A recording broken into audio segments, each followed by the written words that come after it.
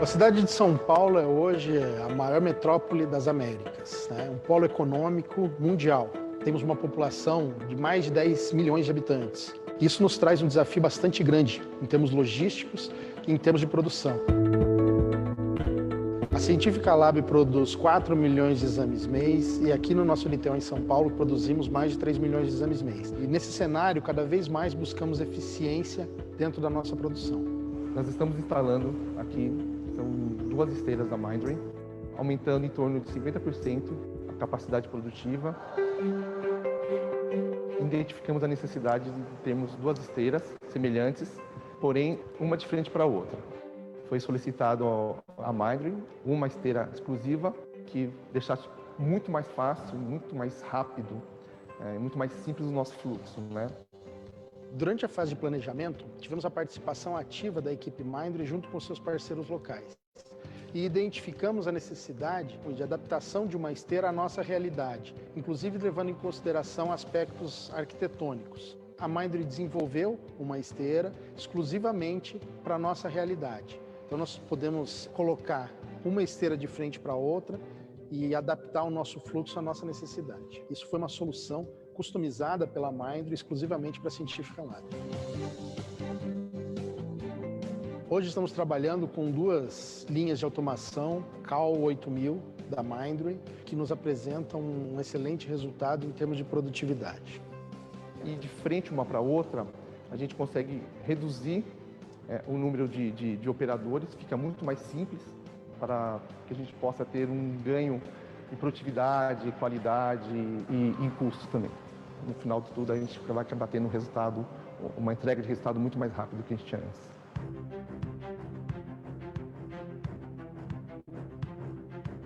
Com a entrada do CAL 8000, ganhamos bastante velocidade na produção e ele, acoplado ao corador SC, já entrega para a gente já pronto tanto lâminas para fazer análise microscópica, quanto resultado já para ser armazenado. A gente ganha maior velocidade na produção, menor prazo na entrega dos resultados e faz com que a gente consiga absorver uma rotina maior no nosso dia a dia. Um CAL 8000 nos passa maior confiabilidade nos resultados, tem maior segurança para análise. Chegamos a repetir em torno de 14% da nossa rotina e hoje a gente está repetindo 3% só. E a tendência agora é diminuir ainda mais. Então ele tem bastante parâmetros que nos passam maior confiabilidade e aí ganhamos aí no resultado final. Com a entrada do CAL 8000, eu tenho certeza que vamos ganhar confiabilidade e qualidade na entrega dos nossos resultados. Porque para nós aqui na Científica Lab, o paciente é a nossa razão de existir.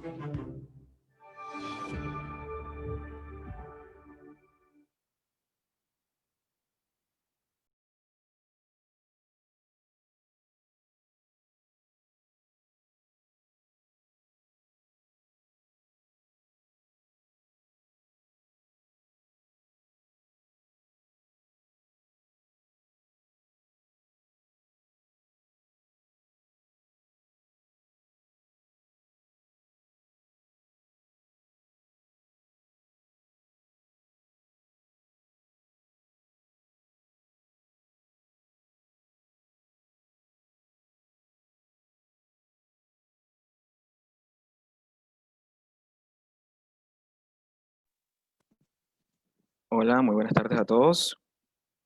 Antes que nada, bueno, muchísimas gracias por estar presente hoy, la tarde de hoy, en la conferencia. Mi nombre es José Paredes, soy especialista en aplicaciones clínicas IVD de Mindray para la región de Sudamérica 1, la cual incluye Perú, Ecuador y Bolivia.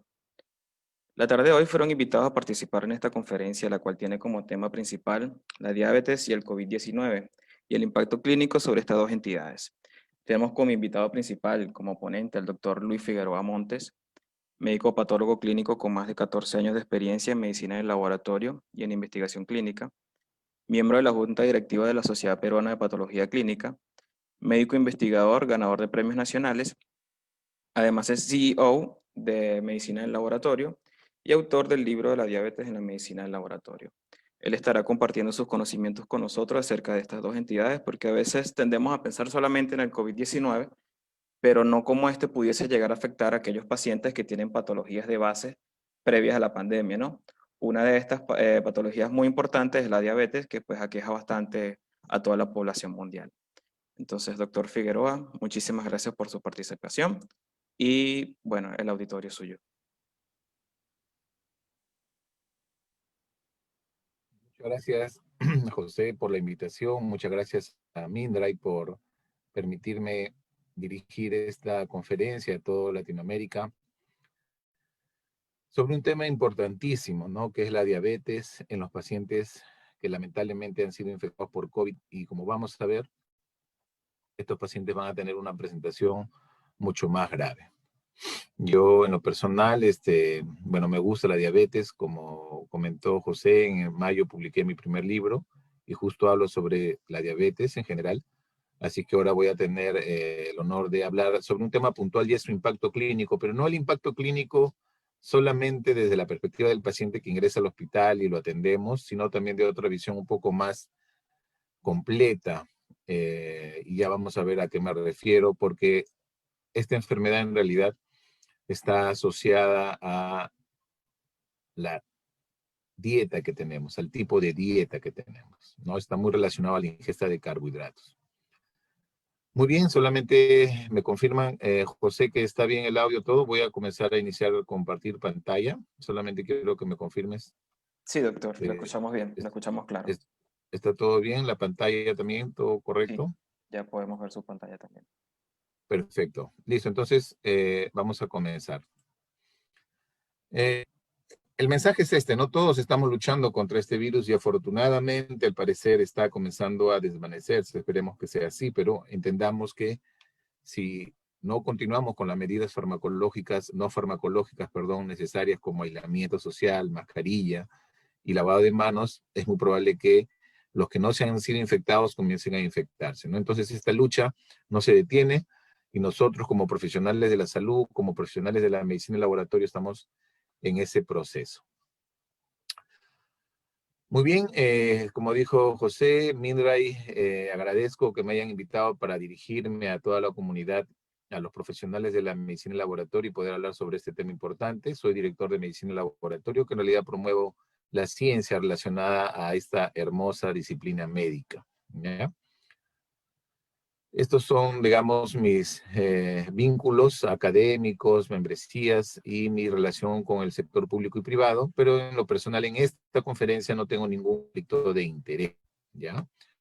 Quiero recalcar ese tema, es importante siempre decirlo. Muy bien. La diabetes es una enfermedad que no se detiene y que año tras año aumenta en el mundo, en especial en países de bajos y medianos ingresos, pero también esto pasa en los países de altos ingresos. Pero en líneas generales, la diabetes se incrementa, más aún si no hacemos una lucha frontal contra esta enfermedad. Otro detalle es que cuando la diabetes ya se presenta de forma un poco más excesiva y no hay un control adecuado en los pacientes, la probabilidad de tener complicaciones es más alta. Acuérdense que la diabetes produce ceguera, la diabetes produce amputaciones no traumáticas de miembros inferiores. La diabetes produce enfermedad renal que termina en diálisis. La diabetes produce infartos, produce derrames cerebrales y todo este tema va a suceder si los pacientes no se controlan. Para el año pasado, 2019, ya existían un promedio de 463 millones de personas en el mundo entre los 20 y 70 años con diabetes. Y la proyección para el 2045 es de casi 700 millones. Y miren, 1 de cada 11 adultos en el mundo entre 20 y 79 años tiene esta enfermedad. Y ojo, que de 2 diabéticos, 1 no lo sabe. Es decir, hay un diagnóstico pendiente y hay que tratar de buscarlo. Hay que tratar de implementar estrategias para diagnosticar en especial a los prediabéticos y en especial a los diabéticos precoces para que ingresen a programas de prevención de diabetes. Este estudio es muy interesante que trata de evaluar cómo se corta a nivel mundial la tendencia de los países hacia el aseguramiento universal, que en realidad es un objetivo, un anhelo, ¿no?, de la Organización Mundial de la Salud, de la Organización de las Naciones Unidas. En fin, la idea es que los países puedan permitir a sus ciudadanos un acceso a los sistemas de salud. En este estudio o en este análisis han dividido en 10 puestos, por decirlo así, o en deciles, el ranking de los países o cómo están. Y miren, esto es sobre 100 puntos. Obviamente, más puntos, mejor. Entonces, los países que están con 89 a 96 puntos son los que están con este colorcito. Canadá, el Reino Unido, España, Alemania, Italia, por ejemplo, Australia, en fin, Japón, son países que tienen un buen puntaje, es decir, la mayoría de la población tiene un acceso a los sistemas de salud. Después siguen un color un poquito azulino, acá entra ya Estados Unidos, ¿no? Otros países de Europa, en fin. Y Perú se encuentra aquí, con este color, que vendría a ser el puesto número 8. El Perú, según este análisis, estaría ocupando el octavo, está en el puesto número 8, es decir, en los países que están en el octavo decil. Está entre 69 y 76 puntos. No es un puntaje tan bajo, es un puntaje alto, un ranking interesante, pero esto, ojo, era prepandemia. En teoría, esto hubiera reflejado de repente una intervención un poco más exitosa en este proceso, sin embargo, no ha sido así. Entonces, quizás el sistema de salud, a pesar que apunta a una cobertura, es todavía un poco frágil. Y en lo que es específicamente diabetes, el tema de diagnóstico y tratamiento de la diabetes, especial tratamiento, tenemos 52 puntos, ¿no?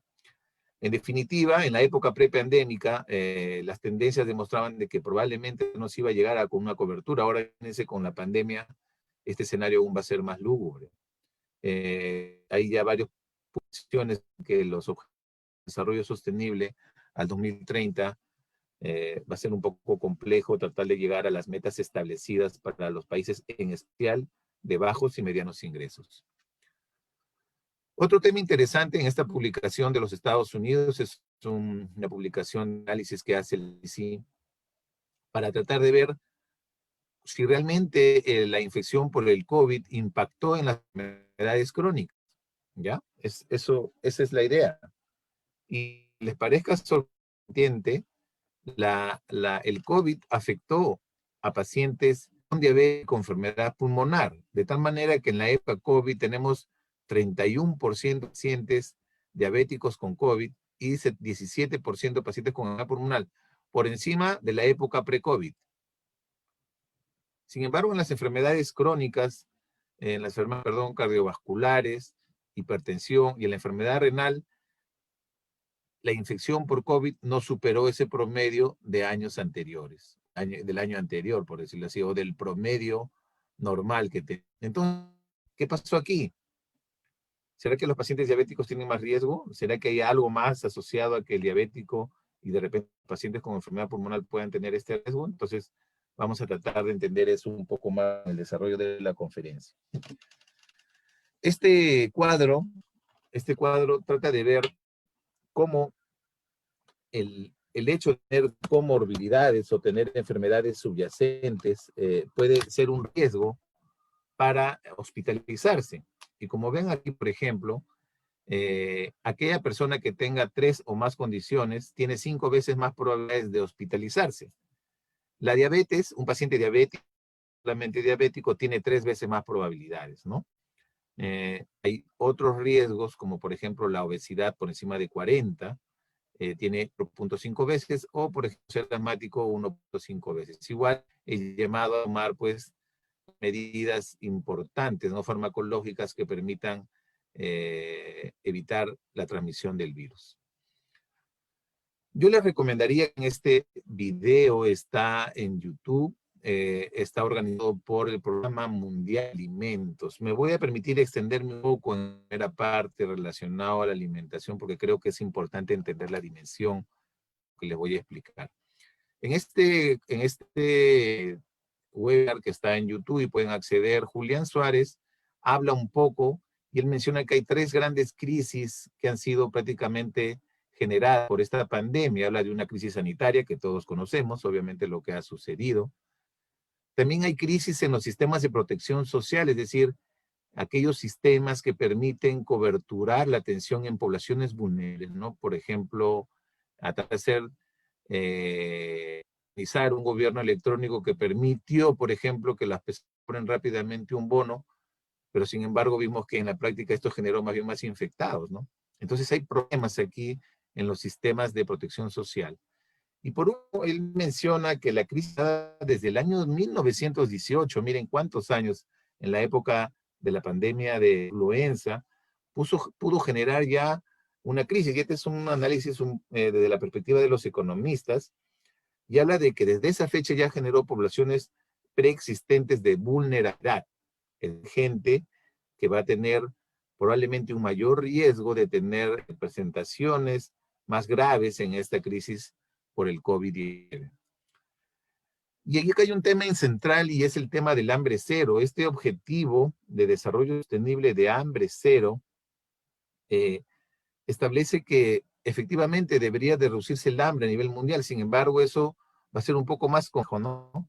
Por ejemplo, alrededor de 135 millones de personas padecen hambre severa. De este 135, 50 están en América Latina. Son 50 millones, casi un Perú y medio de personas en América Latina y el Caribe tienen hambre severa, ¿no? Por diferentes razones, como conflictos climáticos, recesiones económicas. Ahora, la pandemia del COVID podría duplicar esta cifra de 135 a 130, lo que en América Latina de los 50 incrementaría a 20 más, o sea, 70 millones de latinoamericanos y centroamericanos estarían teniendo un mayor riesgo de hambre cero. Por eso es que esta institución tratan de abordar esta problemática y dice que tratemos de establecer estos 5 recomendaciones, ¿no? Satisfacer necesidades alimentarias en poblaciones vulnerables, estimular programas de protección social, mantener el comercio de alimentos, ¿no? Justo acá, como ustedes se darán cuenta, se ha interrumpido estas cadenas de suministro, ¿no? Y ha sido un poco más complejo. Y apoyar a los productores, en este caso, la producción de alimentos. En esta misma webinar hay una encuesta que realizan a más de 60,000 personas. Es un abrazo de este año, es súper actual.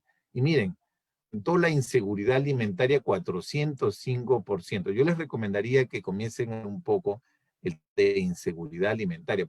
Solamente que dices comer, sino que la comida que vas a tener o lo que vas a alimentar sea saludable. Un tema muy interesante. Sin embargo, a pesar de ver un aumento importante de la inseguridad, la principal preocupación era perder el trabajo. Y ahorita estamos viendo ya en el Perú una crisis importante de desempleo.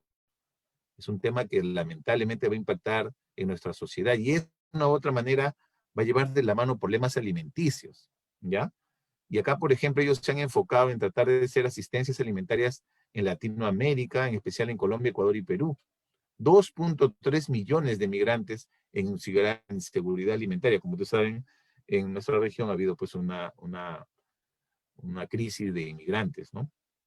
Y por otro lado, un hallazgo en realidad de esta encuesta y que me generó mucha reflexión fue que 8% de los encuestados, si te multipliquen 8 por 60, no comieron nada el día anterior.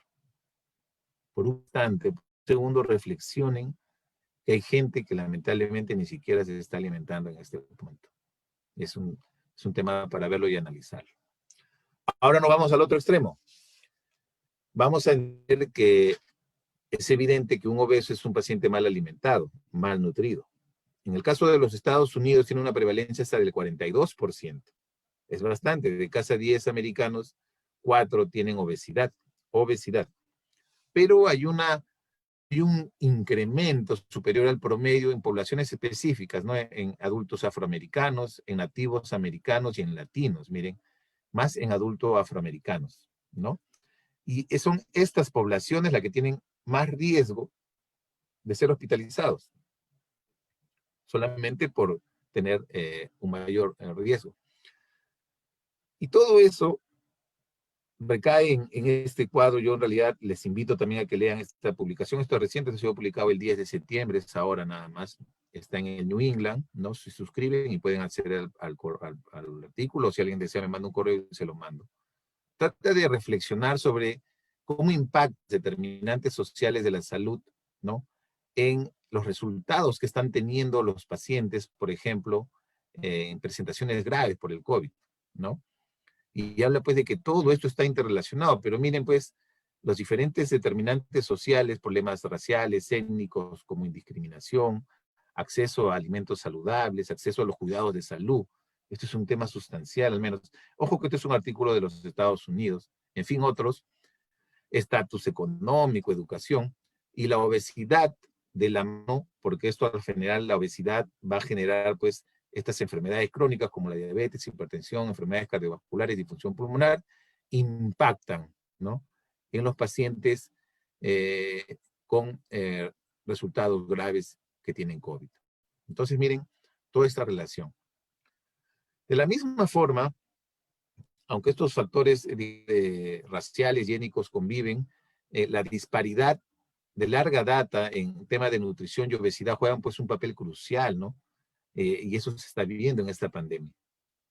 Entonces hay que ver, en nuestro país también está pasando algo similar en las poblaciones vulnerables, que en definitiva son diferentes a la de los Estados Unidos, pero hay población vulnerable. Es un tema que ustedes comiencen a investigar cuáles son ellas, ¿no? Y lo vemos en la calle. Por ejemplo, ustedes ahora ven en un semáforo o por su localidad, cuánta gente ya está en la calle tratando de vender algo, porque necesitan algo para alimentarse. Es increíble. Se ha, creo que hasta triplicado o cuadruplicado la cantidad de ambulantes, es decir, de la venta informal. Entonces, todas estas disparidades al final, como reflexión, ofrecen una oportunidad para enfrentar este desafío de salud pública, ¿no? De este tema, pues, inequitativo, este problema de inequidad en la salud, y tratar de ver una visión un poco más general, de tener gente saludable en un mundo justo. Es un poco reflexivo, filosófico, pero así es.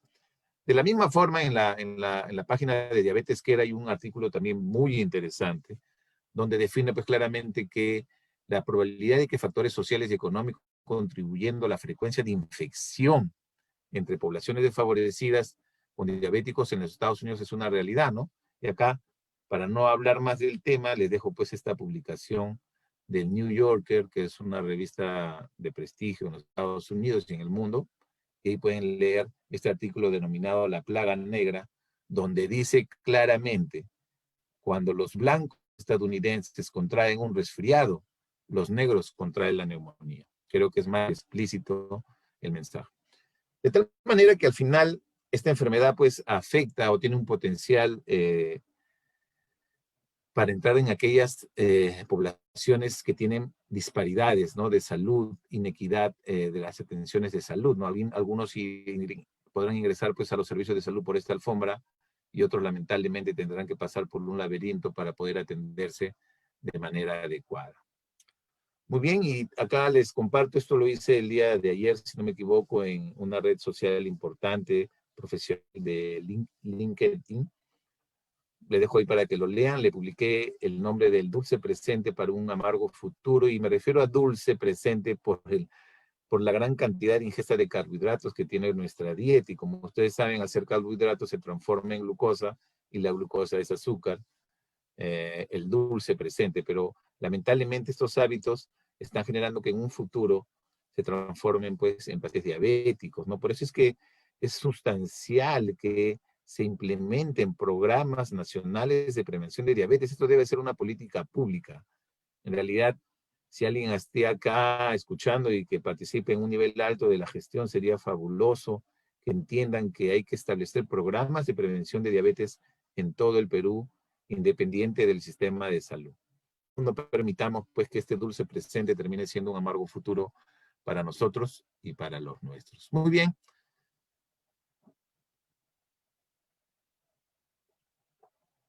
Después de hacer esta introducción, que creo que vale la pena reflexionar en relación a esos temas, vamos a entrar un poco más ya a la diabetes.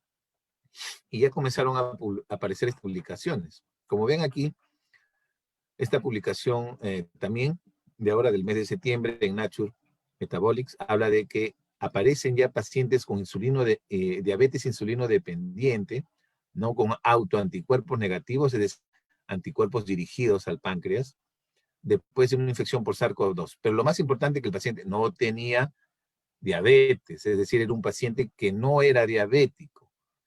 Por la edad del paciente, que es 19 años, inmediatamente uno podría sospechar que es un paciente de diabetes tipo 1, es decir, que tiene autoanticuerpos. Pero justo el estudio trata de transmitir el mensaje de que, a pesar de ser joven, no tiene autoanticuerpos dirigidos a los componentes del páncreas. Por lo tanto, es una diabetes tipo 2.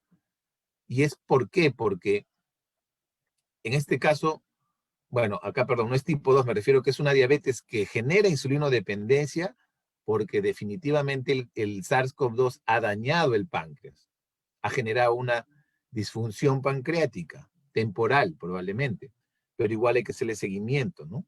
Y acá, por ejemplo, este paciente ingresa un 5 de mayo, miren, con todos estos síntomas, pérdida de peso, tomaba mucha agua, orinaba mucho, dolor en la zona del flanco izquierdo, tenía un pH de 7.1, o sea, ya estaba disminuyendo su pH, era una cetoacidosis, y la glucosa de 500, miren. Aparte le hacen un test que ayuda a ver cómo se están comportando las células, la hormona, de manera precursora de la insulina, y que está definitivamente disminuida.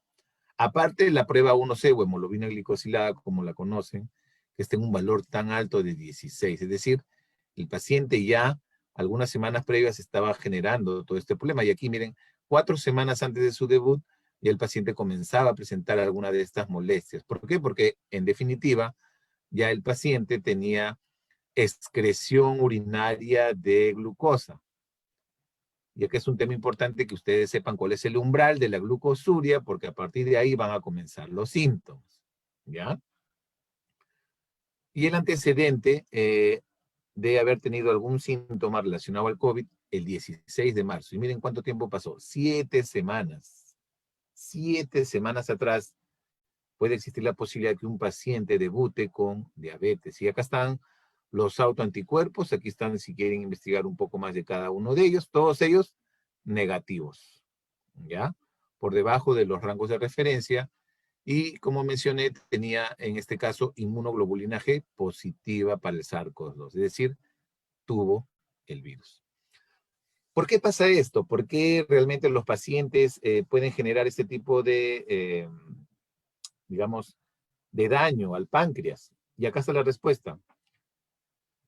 El SARS-CoV-2 genera un tropismo, es decir, se va a adherir a los islotes pancreáticos humanos, tiene un tropismo, tiene una afinidad por estas células, y en especial por las células beta, que son las que producen la insulina.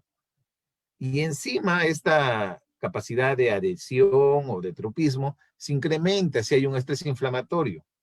Entonces todo esto entra en un círculo que al final permite que el SARS-CoV-2 se una al páncreas. Y acá, por ejemplo, en algunas imágenes ya de microscopía confocal, con algunos marcadores celulares específicos, vemos cómo este islote expresa receptores AC2. Si existen los receptores AC2, como comprenderán, es la llave, es la puerta de entrada para que el virus genere algún tipo de daño. Igual el glucagón o insulina, en 2 islotes diferentes, se evidencia la presencia de receptores, ¿no? En definitiva, hay otros órganos que tienen mayor cantidad de expresión.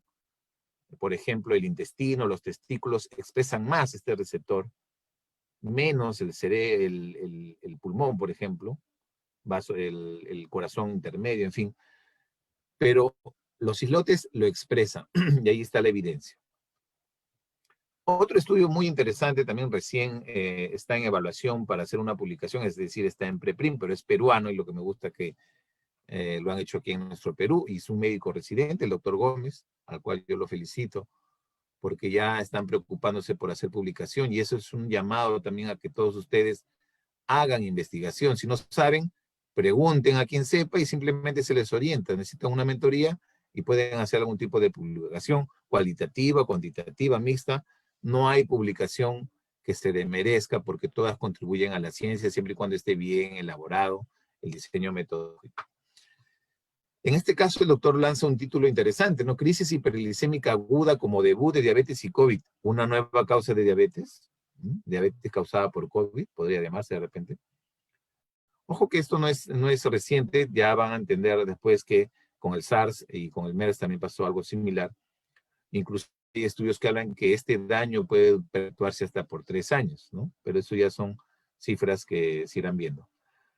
En el estudio él pone que con la aparición del COVID se ha observado pues que la población diabética es una de las más afectadas, de tal manera que las cifras peruanas del SINADEF arrojan que 43% de las muertes ha sido en paciente diabético. Y bueno, él pone los resultados de ambos casos, son 2 varones, uno de 67 años y uno de 30. En este caso, en el estudio no hicieron autoantígenos dirigido al páncreas, en definitiva por las limitaciones de los test en los hospitales públicos, pero aquí hicieron otros exámenes para evidenciar la presencia de esta cetoacidosis en los pacientes. Al final, ellos recomiendan que es importante el reconocimiento inmediato para administrar una terapia intensiva precoz. Y esto hay que entenderlo así, terapia intensiva precoz. ¿Por qué? Ya vamos a ver, porque al final quizás el factor más grave, como ya lo han demostrado algunos estudios, es el tema de la hiperglicemia severa, la hiperglicemia, valores altos de glucosa, inclusive en pacientes que no eran diabéticos, son los que generan un pronóstico un poco más sombrío. Muy bien, y también hay unos estudios recientes que están saliendo que demuestran que en el hígado también hay una expresión importante de estos receptores. Entonces ya, como van viendo, se va generando pues un daño en múltiples órganos y estos órganos al final tienen mucho que ver en el metabolismo de la glucosa y pueden facilitar, en este caso, el riesgo de tener presentaciones más graves, ¿no? Acá la expresión de los receptores AC2 más incrementado, más aún por la edad. Igualmente, en el caso de pacientes que tienen hígado graso, la expresión es mucho mayor. Entonces, como ven, en general, el COVID pues, es una enfermedad heterogénea, ¿no? Que puede generar síntomas leves o puede llevar a la muerte, pero el antecedente de diabetes es un tema importantísimo como un predictor de mortalidad, aparte de la edad y otras comorbilidades, ¿no? Como le comenté, la influencia, por ejemplo, en el año 2009, el SARS y el MERS demostraron pues que la diabetes es un factor de riesgo importante, ¿no? Este riesgo inclusive podría minorarse o mejorarse si hace un buen control glicémico, no necesariamente eliminar. Pero ¿qué pasa con el paciente diabético per se? ¿Por qué tiene mayor riesgo de infectarse? En este caso por un tema viral. Y acá miren, les dejo varios artículos si ustedes quieren ampliar en alguno de ellos. Y tienen algunas limitaciones por su mismo sistema inmunológico. Permite una mayor entrada del virus al tener una disminución del aclaramiento, es decir, más virus. Mayor afinidad por la unión celular de los virus a las células. Presencia de enfermedades cardiovasculares en estos pacientes diabéticos generan también una proclividad porque ya hay una disfunción del endotelio, como ya vamos a ver más adelante cuando los invite a un tema de las enfermedades cardiovasculares. Y también tiene una disfunción celular importante, miren, disminución de la función de los linfocitos T, como que los linfocitos T están un poco dormidos, y al final una disposición pues a una tormenta de citoquinas importante, es decir, permite llegar a ese tema en estos pacientes. Aparte de este deterioro de la respuesta inmune, el daño pancreático, que ya lo he hablado en extenso, la actividad de tener una facilidad para procoagular la sangre o tener efectos protrombóticos es importante, y la inflamación crónica en específico a los pacientes con obesidad generan pues una evolución desfavorable del paciente diabético, lamentablemente, ¿ya? Hay estudios, especialmente en China, que han tratado de ver la probabilidad, o digamos en este caso la prevalencia de hospitalizarse por simplemente tener el antecedente de COVID en diabéticos, ¿no? Y el diabético tiene 8%, 9%, 7%, y un estudio en los Estados Unidos que, bueno, hasta el día de hoy sigue dejando que hablar mucho en relación a los que revisamos esta información, habla que los pacientes que no están en UCI pueden llegar hasta un 24% y los que ingresan a UCI casi un 32%.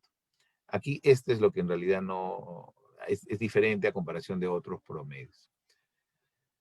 Este es otro estudio bien interesante, es un estudio que trata de ver pues todo lo relacionado a la prevalencia, y acá como ven hay diferentes estudios realizados en China, la mayoría de ellos que demuestran diferentes porcentajes de prevalencia, ¿no? Comparado con otras enfermedades, ¿no? Por ejemplo, fumadores, pacientes con hipertensión, enfermedades cardiovasculares, pacientes con enfermedad pulmonar, enfermedad renal, pacientes con enfermedad hepática, en fin, cómo se va presentando porcentualmente. Al final, estos son los valores que pueden ir, pues, como ustedes ven, desde el 5% hasta el 20% dependiendo de los pacientes. Aquí también otro estudio donde ve ya el tema de diabetes preexistente, y la diabetes, acá comienza ya a verse que cuando se comienzan a corregir la diabetes de otros factores de comorbilidad asociados, va disminuyendo la probabilidad de gravedad. Es decir, la diabetes como un factor independiente. Vamos a entender eso un poco más adelante. En general, el paciente diabético clásicamente tiene otras afecciones, tiene otros daños colaterales propios de la enfermedad, o porque el paciente también tiene otros temas. Entonces, que el diabético tenga otros factores hace de que tenga de repente estos mayores riesgos, ¿no? Y por ejemplo, muchos de ellos son no modificables. El sexo masculino, por ejemplo, se ha visto en la epidemia que uno tiene mayor riesgo. Las personas con edad, obviamente porque las personas con edad tienen otros factores asociados. Enfermedades cardiovasculares, la obesidad, que es un tema sustancial en el Perú, acuérdense que es el riesgo de 8, es decir, un obeso tiene 8 veces más probabilidad de morir comparado con alguien que no es obeso. La enfermedad renal crónica, la enfermedad pulmonar, en fin, son factores no modificables. Sin embargo, el mantener de repente valores corregidos de glucosa, tratar de disminuir los factores que incrementan el síndrome metabólico, por decirlo así, o esta resistencia a la insulina, pueden ser modificables en beneficio de los pacientes. Este estudio muy interesante trató de comparar justo este tema para ver si es que realmente los pacientes diabéticos per se tienen mayor probabilidades de tener complicaciones, es decir, una menor sobrevida en relación a la mortalidad. Y ellos lo diferenciaron en este estudio en 3 grupos: pacientes con glucosa normal, que no eran diabéticos, pacientes con diabetes conocida, y pacientes que no eran diabéticos, pero que tenían valores de glucosa alta, es decir, o eran diabéticos y no lo sabían, ¿no? Por eso que no estaban como sin diabetes, o de repente por el daño que pudieron haber generado ellos, presentaron el debut con estos valores altos de glucosa. Y miren, la sobrevida era menor en aquel grupo de pacientes con hiperglicemia, es decir, inclusive estaban ellos con mayor sobrevida cuando hicieron este análisis de Kaplan y Meyer, comparado con diabéticos o con pacientes con normoglicemia. Al final también en otro análisis dividen estos valores de glucosa en 5 colores o en 5 quintiles, por decirlo así, lo estratifican los valores de glucosa.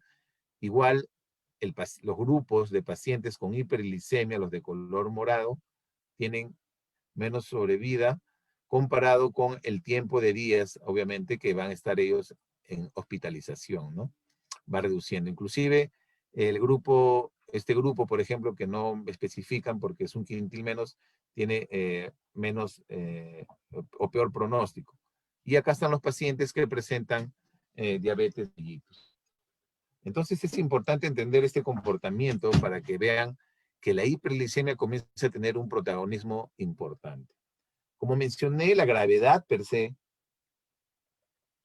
aquí también le traigo un puñado más de publicaciones que hablan que la gravedad va a estar incrementada si hay otros factores asociados en estos pacientes. Mal manejo, por ejemplo, ¿no? Su control. Medicamentos que puedan generar algún factor de riesgo. Vamos a ver al final que los pacientes que van a ingresar a los hospitales hay que suspender de repente el tratamiento tradicional que ellos tenían. Y en fin, otros que están asociados a esta gravedad. Yo les invito a que vean esta publicación de Tesquera, hace ya, como quien dice, un detalle de cómo es comportado esta epidemia en el mundo, y comienza a recopilar la mayor cantidad de estudios. En este primer grupo están todos los metaanálisis que vendrían a ser los estudios más importantes que se han generado en relación a este tema. Lo que busca es ver el riesgo que generan los pacientes que han tenido pues una presentación grave, ¿no? Un paciente diabético grave. y comenzamos a ver que hay un mayor riesgo efectivamente de presentar esta gravedad en relación a la medida del resultado, ¿no? Por ejemplo, acá querían ver el riesgo de diabetes en pacientes graves en comparación con los no graves, tenía 2.7 veces, es decir, un paciente diabético tenía 2.07 veces comparado con uno no grave, ¿no? De tener el riesgo.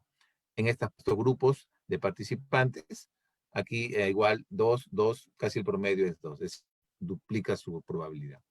Otros estudios que ya necesariamente eran metaanálisis, en este caso una corte multicéntrica o un informe del CDC o del CDC de la China, tanto de Estados Unidos, con mayor cantidad de participantes, ya buscan otros valores, como tasa de letalidad, 7% en China. En el caso de Estados Unidos lo dividieron, como comenté, el paciente diabetes, en base a no hospitalizado, hospitalizado o ingresado en UCI, y miren, el paciente en UCI, 32% más probabilidades, obviamente, de tener una presentación grave de los que se ingresaron como diabéticos, ¿no? Comparado con los no diabéticos. Bueno, acá otros 2 estudios más. Y otros estudios que ya están publicados acá en esta publicación como para revisar todavía en preprint, por decirlo así, pero ya está publicado en Lancet. Demuestra, pues, acá hacen cortes en base, por ejemplo, el tema de muerte intrahospitalaria, lo cortan, hacen grupos, aquellos que tenían una hemoglobina glicosilada, una prueba 1 menor a 7.5, tenían 1.5 veces más probabilidades de morir, comparado con aquellos que tenían mayor de 7.5, 2.36 más veces la probabilidad de morir, ¿no? Inclusive acá como hazard ratio, es decir, entre el riesgo relativo y el OR. Y en el caso de los riesgos, o sea, como factor de riesgo, un diabético comparado con aquel que no tiene diabetes, pero han hecho un ajuste ya con edad, sexo, temas económicos, etnia, geográfica, en fin, los diabéticos tipo 2 tienen un riesgo también incrementado de 2 comparado con los de tipo 1 que tienen un riesgo un poco mayor. Es decir, la diabetes sí tiene un factor de riesgo, inclusive en este estudio en el cual le han ajustado por diferentes razones. En este estudio, por ejemplo, importante, retrospectivo, vieron que los pacientes que tenían diabetes o hiperglicemias no controladas tenían 28% de mortalidad, comparado con pacientes que no tenían antecedentes y tenían mejor control. Entonces, ya comienzan a generarse algunos mensajes importantes de que los sistemas de salud deben de preocuparse de tratar de manera oportuna la hiperglicemia de quien es el paciente. Una vez que ingrese el paciente al sistema de salud y el sistema de salud lo acoge, es fundamental que los valores de glucosa se corrijan de manera oportuna, porque van a ser estos pacientes aquellos que van a tener una presentación, digamos, un pronóstico más reservado. Acá, por ejemplo, en este estudio, en base a pacientes que tenían valores de glucosa menores a 180, digamos que tenían un mejor control de glucosa, la probabilidad de sobrevivir era del 98%. Es decir, de estos pacientes se morían pues 2. Sin embargo, los pacientes que tenían valores por encima de 180, la probabilidad de morir incrementaba al 11%, es decir, tenían una sobrevida del 89%, ¿no? Y obviamente el tema de que estaban con el COVID. De la misma forma, este estudio trata de ver el comportamiento entre los pacientes que tenían un peor control y aquellos que tenían un buen control, y trataron de ver otros test, ¿no? Como la glucosa, definitivamente más elevada, problema de la linfocitosis, problema de la neutrofilia, el lactato deshidrogenasa, PCR, o la interleuquina 6, el comportamiento evidentemente era diferente en los pacientes que tenían un peor control de su glucosa.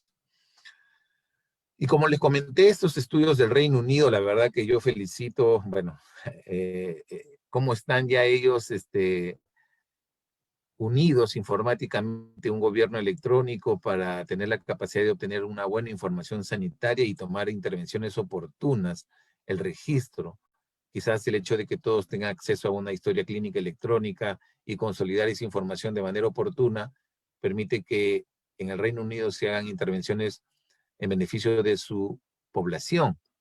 En este estudio, por ejemplo, ya publicado, como le dije, en Lancet, miren, 61 millones de personas que están registradas en su sistema. Del 61 millones de personas registradas, o sea, el doble de Perú casi, aproximadamente, ellos ya saben que los diabéticos tipo 2 son 4.7%, que equivale casi a 3 millones de habitantes. ¿Mm? Y un promedio de 58 millones no tienen diabetes. Miren, ¿ah? A ver si acá en el Perú podríamos hacer con un clip tener esa información. Durante este periodo, ellos en este primer estudio buscan mortalidad. Básicamente tratan de buscar mortalidad. En este primer estudio buscan mortalidad. Cuando evalúan mortalidad, en todo el seguimiento del tiempo que demoró el estudio, murieron 24.000 personas casi en promedio, 24.000, de las cuales diabéticos eran 7.000, 31%.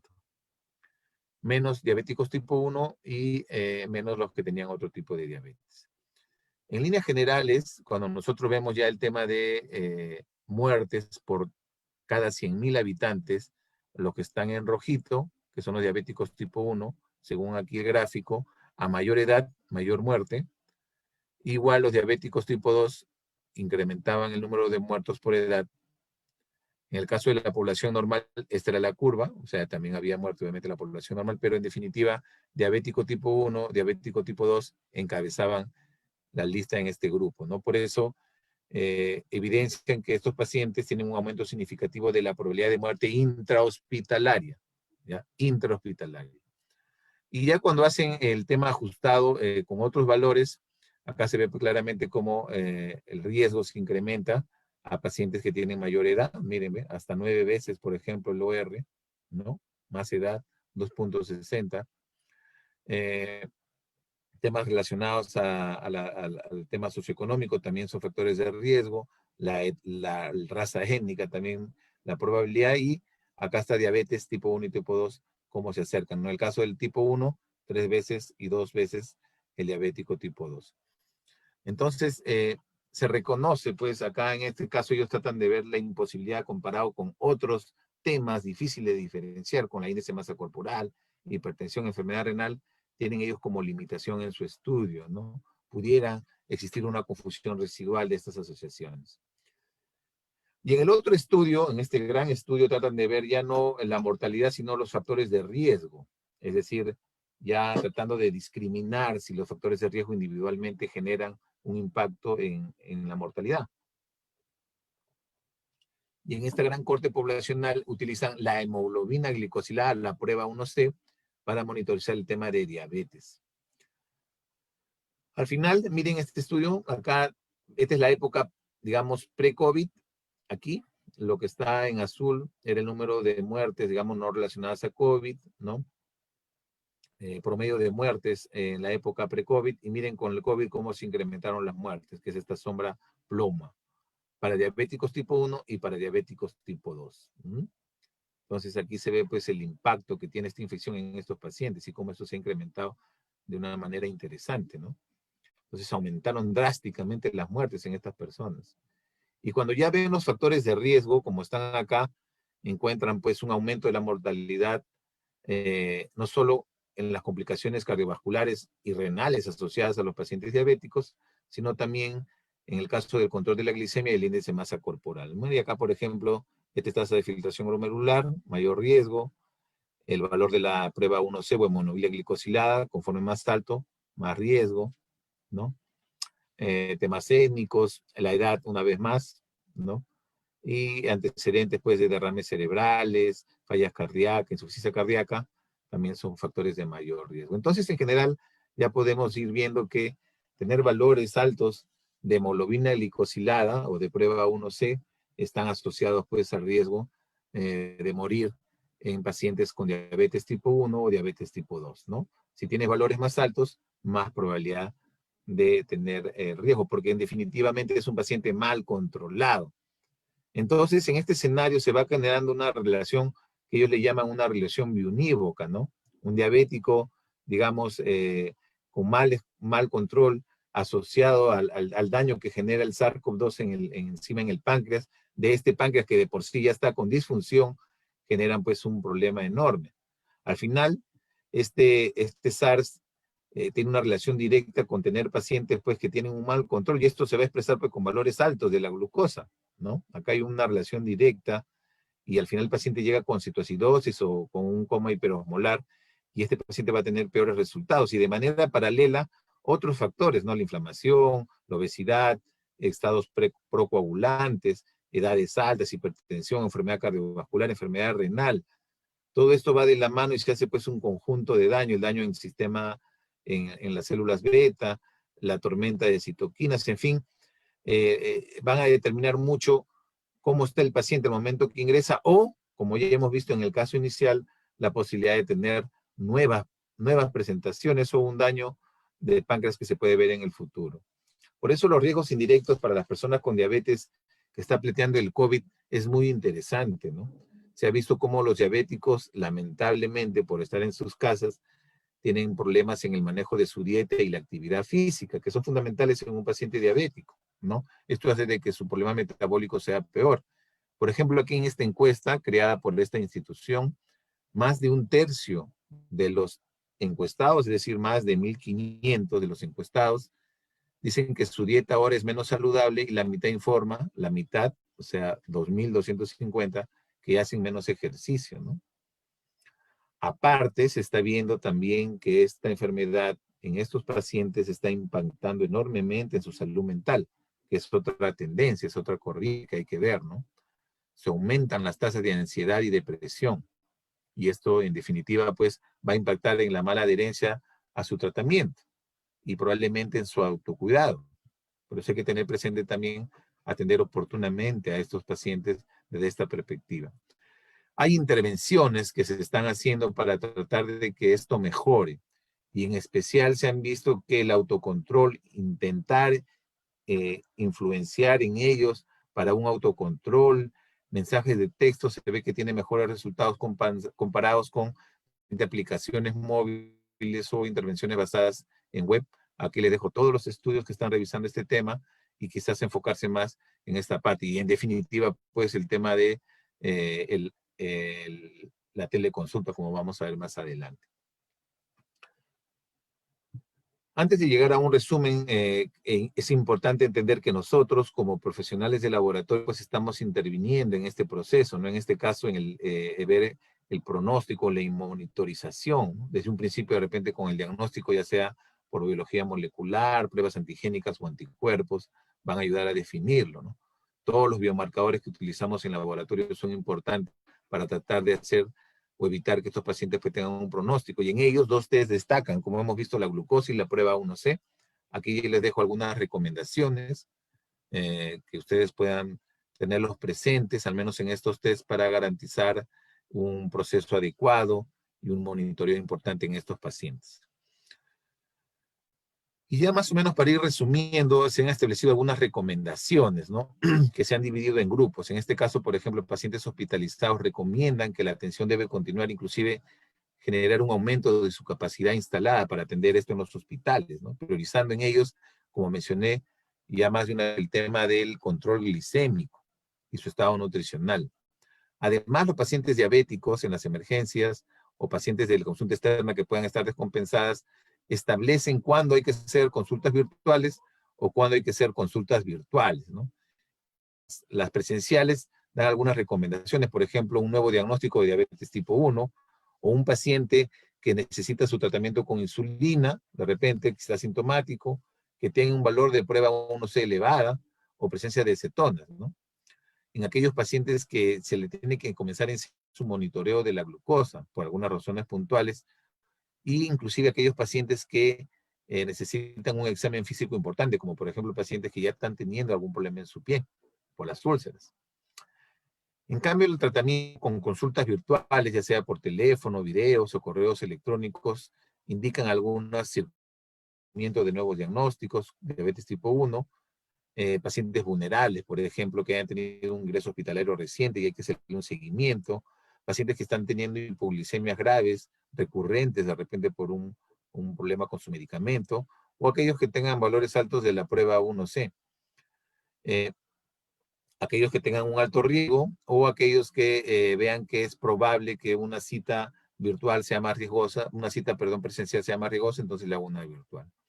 Y en el manejo hospitalario, pues hay todo un algoritmo, acá este es un algoritmo bien interesante, que desde el inicio hay que evaluar si el paciente tiene más de un factor de riesgo, como los que están acá, y después, Si tiene un alto riesgo este paciente y se identifica, hay que buscar si tiene otros problemas asociados, ¿no? Enfermedades pulmonares, enfermedades de la arteria coronaria, infartos de miocardio, falla cardíaca, arritmias, antecedentes de derrame cerebral, problemas que tengan a nivel ya de los vasos periféricos o enfermedad renal, hace evaluar que este paciente tenga mayores riesgos, inclusive verlo con otros biomarcadores, ¿no? Algunos test importantes que están aquí mencionados y que harían ver que hay un daño importante. Si es así, este paciente debería pasar a UCI, a un manejo intensivo con insulina, se detienen todas las drogas diabéticas orales y se comienza a ver el monitoreo continuo de la glucosa, continúa con sus receptores, con su tratamiento IECA o ARA2, en fin, estatinas y anticoagulación. Si a pesar de todo esto y con los exámenes de sangre vemos que el paciente no tiene mayor compromiso, simplemente hacemos un tratamiento un poco más intenso, suspendemos la metformina, sulfonilureas y otros tratamientos, iniciamos otros que están acá, inclusive insulina, se monitorea la glucosa, se ve de repente el impacto de otros medicamentos asociados para el tratamiento del COVID, se continúa con sus antihipertensivos, estatinas y anticoagulación. Entonces este esquema es importante para tenerlo presente a nivel hospitalario. ¿Qué hacemos con la consulta ambulatoria regular? Aquí hay que entender la importancia de considerar la atención virtual en todo momento, pero esto va a depender mucho del tipo de paciente. ¿Qué caso se debe aplazar? Dicen, ¿no? Citas de rutina, por ejemplo, en pacientes que tienen una diabetes bien controlada, cursos de educación grupal presenciales, sesiones de inicio de monitoreo de glucosa capilar, ¿no? Eso hay que evaluarlo. U otros casos que pudieran hacer. En cambio, el tema de podología, que es lo que van a ver el piecito en estos pacientes, es importante entender que quizás su atención siempre sea oportuna, ¿no?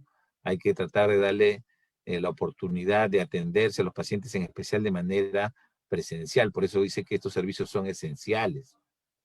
Yo pregunto si es que hay servicios de podología en los hospitales del segundo nivel, por ejemplo. Entonces, el acceso a esta atención presencial debe continuar para estos pacientes, más aún si hay riesgo de amputación o donde el examen físico sea necesario. Inclusive, las referencias iniciales o nuevas consultas deben atenderse en un plazo ideal menor a 24 horas. ¿Cuántos pacientes diabéticos en esta pandemia se van a ver afectados por este tema? ¿No? Es un tema interesante a tenerlo presente. En el caso de la gestación, dice que es necesario continuar con toda la capacidad que tenemos para trasladar a estos pacientes de forma remota cuando sea posible. Si es en realidad hay que ver a los pacientes. La atención presencial es fundamental, ¿no? Para ver el examen físico, enseñarle de repente a controlar la glucosa a estos pacientes durante su gestación. Los análisis de sangre debe continuarse su monitorización urgente, ¿no? Por ejemplo, aquellos que se están controlando su función renal. Por ejemplo, en la red Riati, en la cual tengo el honor de trabajar, tenemos el plan renal. Entonces hay pacientes que ya están en riesgo por disminución de su función, que en todo este tiempo pues ha debido hacerse controles. ¿Cómo estarán? O algunos temas que puedan estar asociados a trastornos de electrolitos. Y a nivel oftalmológico hay una controversia por la posibilidad y el alto riesgo de transmisión de este virus en estas atenciones. Sin embargo, hay ya alguna evidencia en relación a su estratificación. Muy bien, todo esto se lo he mencionado y como muy bien dice Diabetes Care, donde yo los invito a que ustedes ingresen y pueden encontrar mucho más información de la que les he brindado, viendo de repente temas puntuales. Habla pues que Diabetes Care no puede competir con los medios de difusión, ¿no? Los que van juntando información de datos o servidores de PrePrim, que van emitiendo información y que lamentablemente no ha sido corroborada por instituciones serias como la Asociación Americana de la Diabetes, por ejemplo, ¿no? Entonces esta institución tiene como misión presentar estudios revisados por pares en los cuales los médicos al momento de hacer intervenciones tengan la confianza de poder emitir algún tipo de intervención. Esto obviamente toma tiempo, así que hay que tratar de ver de qué manera eso se hace. Muy bien, eso es todo lo que les he podido traer en relación a este tema. Yo agradezco mucho por permitirme hablar de este tema tan importante como es la diabetes, me gusta mucho. Pero ahora los invito a mi próximo curso. En el mes pasado hice un curso justo desnudando la diabetes, pero ahora voy a desnudar las enfermedades cardiovasculares, que es la primera causa de muerte en el mundo, ¿no? En relación a las enfermedades crónicas no tratables. Y hemos visto, por ejemplo, en esas primeras diapositivas, que a pesar de no ha habido un impacto grande como con la diabetes, pero igual la mortalidad de esta enfermedad es tan importante que hay que atenderla. Esto va a ser el 7 de noviembre. Esto ya en esta semana vamos probablemente a hacer el anuncio en mis redes sociales. Yo los invito a que se unan. Y vamos a tratar todos estos temas, ¿no? La epidemiología y fisiopatología, en específico de la aterosclerosis, que es una de las causantes que va a llevar a todos estos desenlaces en estos pacientes. Vamos a hablar todo del perfil lipídico y de otros test importantísimos que deberíamos utilizar al momento de evaluar la enfermedad cardiovascular, como la apolipoproteína, la ApoA, la ApoB en especial, la lipoproteína A, por ejemplo, en fin, es un tema interesante para ver la importancia del LDL, lo calculamos, lo dosamos, ya van a verlo en ese curso.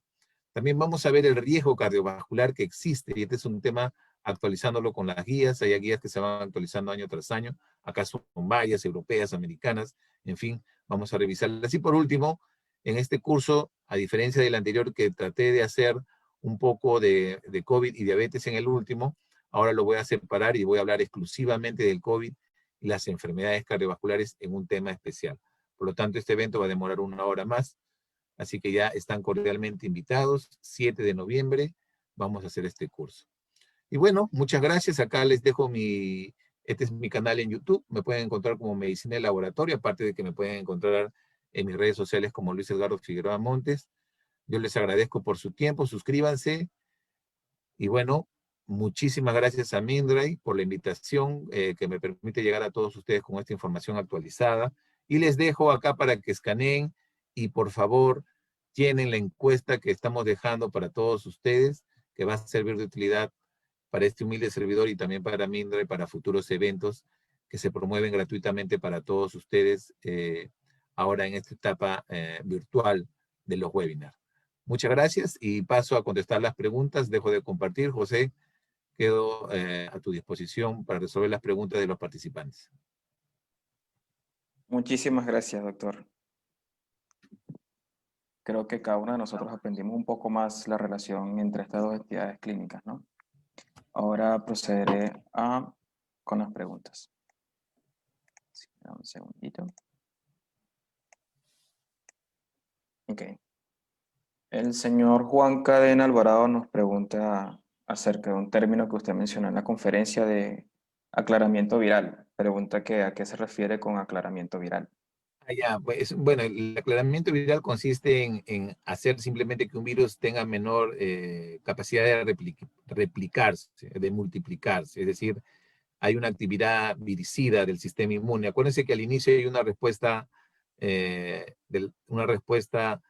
inmunológica importante para tratar de disminuir la replicación viral. Eso al inicio, en definitiva, va a ayudar a la presencia de los anticuerpos, ¿no? Que van a producir una neutralización del virus. Pero después ya aparece una respuesta adaptativa celular que va a demorar. Entonces, en líneas generales es eso. Al tener una incapacidad para tratar de controlar esa multiplicación viral, en definitiva el daño pues tiene mayor capacidad de adherirse a las células, en específico a las células beta del páncreas. Muchísimas gracias por su respuesta. La doctora Marta Fernández nos pregunta cuál sería el pronóstico de un paciente que presenta diabetes, hipertensión arterial y dislipidemias, más el COVID. Bueno, en realidad ahí el tema diabético, como han visto, el diabético en sí tiene el riesgo incrementado, ¿no? Hay ya publicaciones que tratan de ver el riesgo asociado de todos estos pacientes con todas estas comorbilidades. En especial un paciente diabético que puede estar mal controlado, puede tener antecedentes de enfermedad cardiovascular. Acuérdense que la diabetes y la hipertensión van de la mano. Son como yo siempre le digo a mis pacientes, los primos hermanos, pero para hacer el daño. Y se van presentando muchos. A veces es un paciente hipertenso que tiene años y después debuta con diabetes, o es un paciente diabético que tiene años y debuta con hipertensión, ¿no? Porque al final quizás el que genere mayor daño al organismo en definitiva es un diabético más que un hipertenso. Pero igual un diabético bien controlado, un hipertenso bien controlado, un paciente con dislipidemia bien controlada, la posibilidad de tener un desenlace grave es menor comparado con aquellos que en definitiva tienen un riesgo menor. El riesgo estratificado lo pueden sumar, inclusive hay una publicación del Ministerio de Salud peruano donde ponía los riesgos relativos individualizados por factores de riesgo. Y ahí creo que la diabetes tenía 2 puntos tanto, la enfermedad cardiovascular tenía, creo, si no me equivoco, también algo de 2. Si suma todos los factores de riesgo, hipertensión era 1 punto tanto, puede llegar hasta 6, 7 veces, ¿no? Inclusive igualar a la obesidad. Pero en líneas generales el mensaje es que estos pacientes que tienen estas enfermedades crónicas deberían estar bien controlados, en esencia. Ese es el mensaje. Que se controlen adecuadamente, que mantengan valores bajos de glucosa, y así podríamos evitar presentaciones severas. Muchísimas gracias por su respuesta. Vamos con la siguiente. La doctora Jacqueline Borda nos consulta que un paciente con COVID que presenta hiperglicemia sin ser diabético, luego podrá convertirse en diabético. Interesante. En realidad entenderíamos que el SARS-CoV-2, al tener este tropismo por las células beta, va a generar un daño, un impacto. En definitiva, como sabemos, los virus ARN no se quedan en nuestro cuerpo. En este caso, el coronavirus. Hay otros ARN que sí se quedan, como el HIV, por ejemplo. Pero en líneas generales, los ARN tienden a entrar y salir, no se quedan en el cuerpo generando. Hay casos excepcionales, como por ejemplo la varicela zoster, en fin, que tienen reactivaciones. Pero en líneas generales, los virus ARN ingresan y salen. Pero hay estudios que demuestran que, por ejemplo, esta unión al osilote del páncreas y en especial a las células beta pueden durar hasta por 3 años. Entonces es probable que los estudios posteriores comiencen a ver cuál es el seguimiento de estos pacientes, ¿no? Así como, por ejemplo, la diabetes mellitus gestacional como factor de riesgo. Al tener yo una gestante que tiene diabetes mellitus gestacional, el seguimiento es de por vida. Creo que los pacientes que han tenido un SARS-CoV-2 y que han debutado con hiperglicemia y que no tenían el antecedente de diabetes, tienen que hacer un seguimiento por lo menos, no sé, pues anual, ¿no? En adelante, y tener presente que este daño pudo haber generado pues un impacto importante en sus células del páncreas, ¿no? Es un tema para ver. Entonces, imagínense un paciente sano que no tenía daño en el páncreas puede generar esto, imagínense en el diabético per se. Por eso es que es importante, como digo, la monitorización de la glucosa. Y lo van a ver, en el laboratorio han visto muchos pacientes jóvenes que tienen valores altos de glucosa, ¿no? Y es por este tema que le menciono que también expresa los receptores AC2 y pueden generar este impacto. Muchas gracias, doctor. Otra pregunta de parte de la doctora Patricia Maldonado, ya está más relacionada con la diabetes en sí. Nos consulta si usted como especialista pudiese decirnos el valor de glicemia en ayunas. ¿Cuál es el valor de glicemia en ayunas que debe tomarse en cuenta para considerar un paciente diabético? Ok. Bueno, ahí sí yo les invito. Hace poco hice una conferencia al Colegio Médico de I, que está en mi canal, y ahí hablo en detalle las pruebas, algunos tips en relación a las pruebas, y también justo hablo de los valores diagnósticos. Un paciente que, digamos, se controla con cierta frecuencia, se recomienda que a partir de los 45 años debemos hacernos una glucosa por lo menos anual, y si esta sale normal, repetir cada 3 años, eso es lo ideal. Y en menores de 45 tienen que ver mucho los factores de riesgo, y más aún si hay sobrepeso o obesidad. Entonces, en líneas generales, si yo solo utilizo glucosa, que es el test más accesible, creo que todos los laboratorios, el más pequeñito tiene su glucosa y lo puede procesar. Ojo, si es para diagnóstico, no es del dedito, no es capilar, es de la vena. Y ojo, es plasma, no sueldo. Un valor normal es hasta 99.99999, es decir, menos de 100. Ese es un valor normal. Un valor de prediabético es entre 100 y 125.999. Estos pacientes prediabéticos, acuérdense que la prediabetes no es una entidad clínica, pero sí nos está diciendo que estos pacientes pueden volverse diabéticos entre 3 y 5 años, muy probablemente, si sigue con sus mismos estilos de vida. Entonces, un valor superior o igual a 126 de glucosa plasmática en ayunas sería diabetes mellitus, sí, y solo si el paciente refiere que no tiene síntomas, se le repite. Lo ideal en los primeros 3 días posteriores a ese primer test. Con 2 valores patológicos por encima de 126, llegamos a la conclusión que es un paciente diabético. Se utilizó la glucosa. ¿Por qué se repite? Porque la guía lo recomienda, ¿no? Es siempre el principio importante de verificar una tendencia en laboratorio clínico.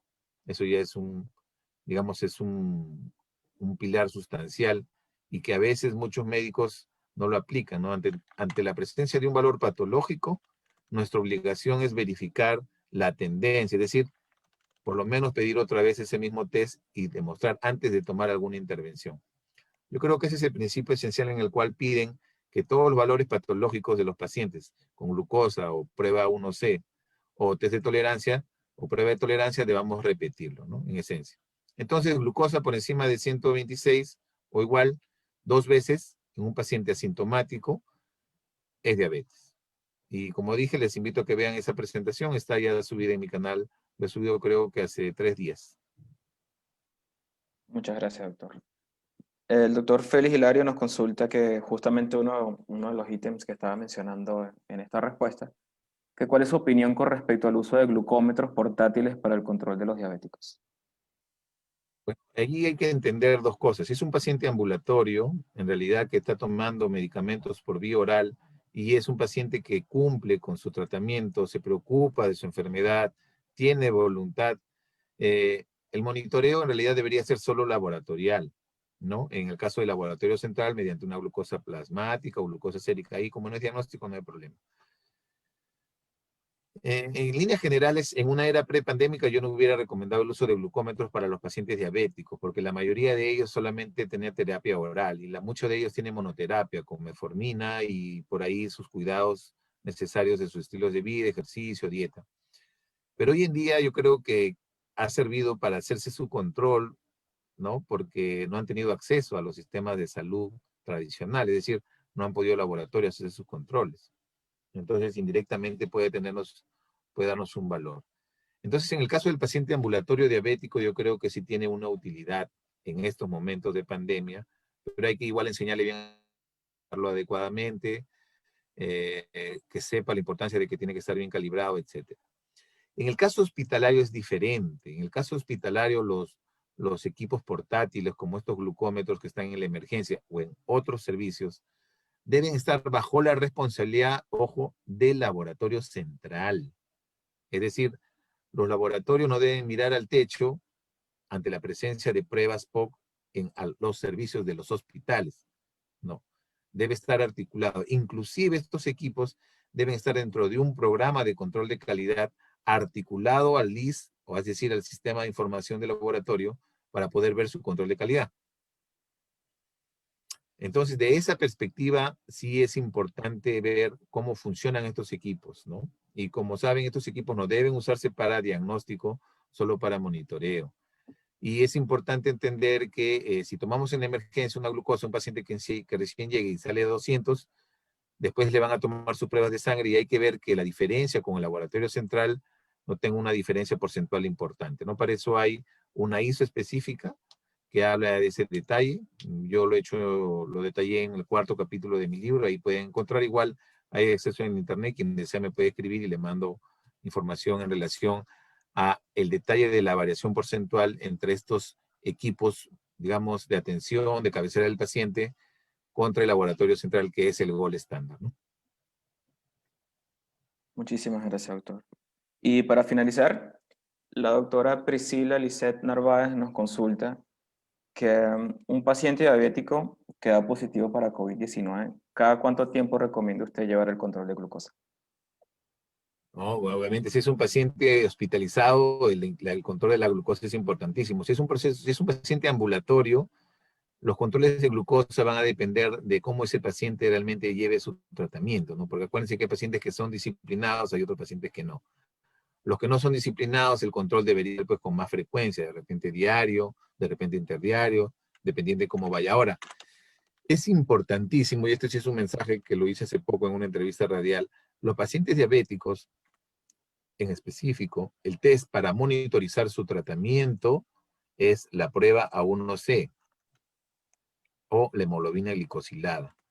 Valores por debajo de 7, bien controlado. Valores encima de 7, hay que empezar a tener cierta precaución, porque esos pacientes en específico son los que van a tener un peor pronóstico y van a tener complicaciones crónicas. La sobrevida disminuye, la expectativa de vida disminuye, la posibilidad de complicaciones se incrementa. En fin, entonces es importante entender que el control de los pacientes es sustancial. Por eso yo les invito a que si tienen familiares diabéticos, pídanle una prueba 1C, y si está menos de 7, excelente. Pero si es más de 7, comiencen a decir que se preocupe porque es probable que comience a tener complicaciones que no van a desear. Muchísimas gracias, doctor. Y con esto, pues, damos finalizado la conferencia. Muchísimas gracias al doctor por compartir sus conocimientos con nosotros y muchísimas gracias a los asistentes por estar aquí la tarde junto a nosotros. Muchas gracias a todos los participantes y gracias a Mindre por la invitación. Nos vemos pronto. Cuídense.